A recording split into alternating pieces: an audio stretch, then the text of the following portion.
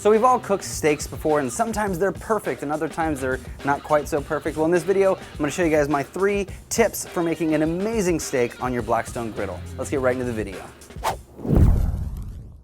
So I have 2 gorgeous ribeyes. Now I love ribeyes because of the fat content. We've got that marbling. We have a really great ratio of fat to meat, and it's a really perfect steak for searing on our Blackstone, which brings us to tip number 1.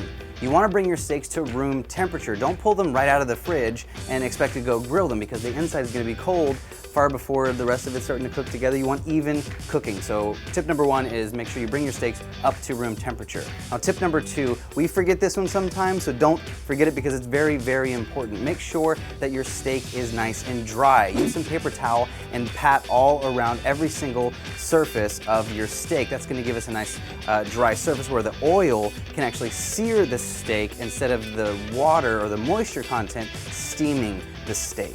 All right, that looks great. Now I am a purist when it comes to steak, so I want a really good steak and I just want to do some salt and pepper, and I'd like to add a little bit of smoke, but we're going to get to that in just a minute. So we're just going to go very simple, a little bit of olive oil and salt and pepper on all sides. Now I have my Blackstone set on 2 heat zones. One side is screaming hot all the way up to high, and the other side is nice and low. I'm going to put both of my steaks down on the hot side. Now if you didn't catch our last video, we spatchcocked some hens and we flattened them out and we bricked them. So this is a fun little trick. We're going to see how it works. We're going to brick one of our steaks and we're not going to brick the other to see what our sear looks like. Now we're going to let these go for maybe 3-4 minutes just until we get a really nice sear. Now we're going to flip them once that crispy crust looks gorgeous. We're going to do the same thing on the other side.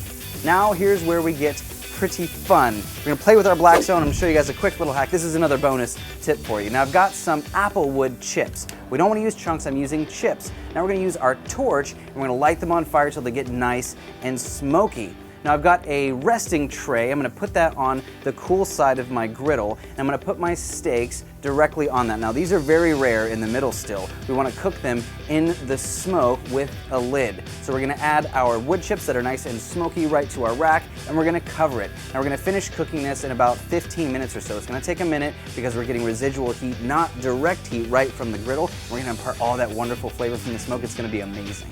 All right, let's get to our side dish. Now I'm going to do some red potatoes. We're going to cut them in half. And then in half again, we're going to quarter them, and we're also going to use some button mushrooms and some shiitake mushrooms. Shiitakes are really fantastic because they've such a hearty, wonderful flavor. They're a really big, flavorful mushroom. Now we're going to add all of our potatoes into a bowl, and we're going to add a bit of olive oil and some salt and pepper.